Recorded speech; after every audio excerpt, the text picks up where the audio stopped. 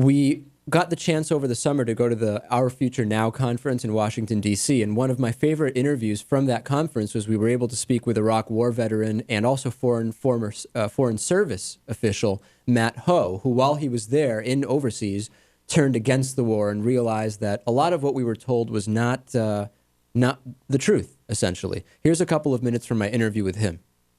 Back again in April or May of 07, and at that point my feelings towards Iraq was, you know what, we can't leave right now because we need to stabilize this place.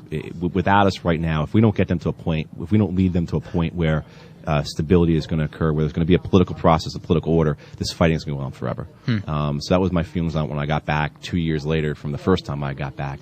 Is your feeling now, given that experience that you've had, you were kind of ahead of the conventional wisdom, I guess we could say, or the popular opinion on a lot of these issues. Do you feel now like you're kind of saying, I told you so, or do you find yourself avoiding saying I told you so? I don't find that very satisfying. No, I'm sure it's not, but do you almost, I mean, I would, if I were you, I would almost feel like I would be avoiding even talking about it, because it's almost just mentioning that this was your opinion is in a way saying I told you so, even if that's not what you're trying to do. That's the case, yeah. And there have been guys with Afghanistan, there's been guys saying, I told you so about Afghanistan since 01. We just haven't listened to them. Right. And I think with Afghanistan, things that I resigned on principle for last year are becoming more and more stated fact.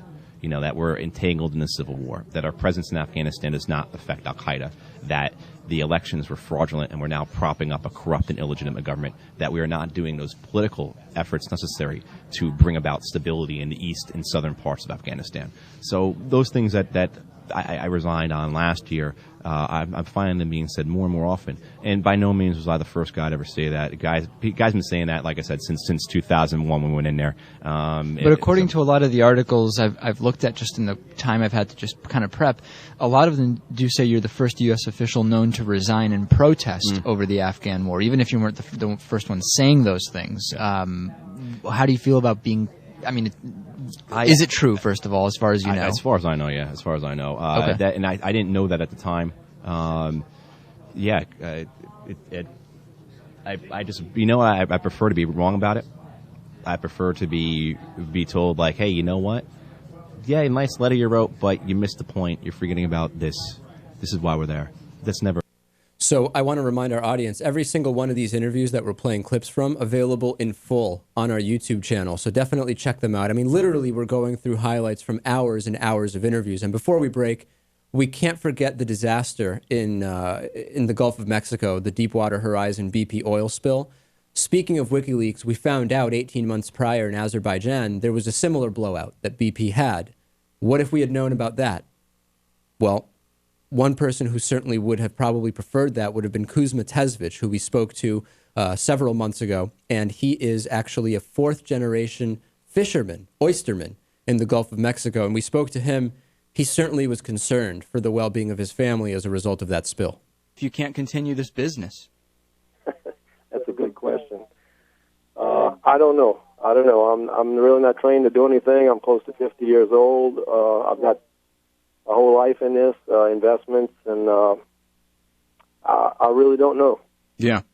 And then as far as the health concerns, I mean, have you or other fishermen you know that have been out near the shore, on the water, are you experiencing any of the health issues that I've read so much about? No, I haven't, but on the local news I've heard different fishermen that are trying to help clean up, that are actually out on these spill sites, have respiratory problems from the dispersants. They're really, really damaging. So when the company that makes the Corexit says this is less toxic than dish soap, you don't buy that? Well, I would hate to see the bad stuff if this is the good stuff. Yeah, I hear you. Hey, last question. Do you think that there should be oil drilling offshore? I mean, that is, are you for or against the business of drilling for oil the way it's being done there? I think our country needs offshore drilling, but I think they need to follow the rules a little closer. Obviously, there were some rules that they jumped over and made shortcuts to speed up the process, and that's why we're in this mess today. So, Kuzma Tesvich, incredible interview also on our YouTube channel. We'll take a break. We'll continue the best of the David Pakman Show 2010 So much going on. And by the way, Lewis hosting the bonus show today. You got to hear that, right? Oh, yeah. The David Pakman Show at davidpakman.com.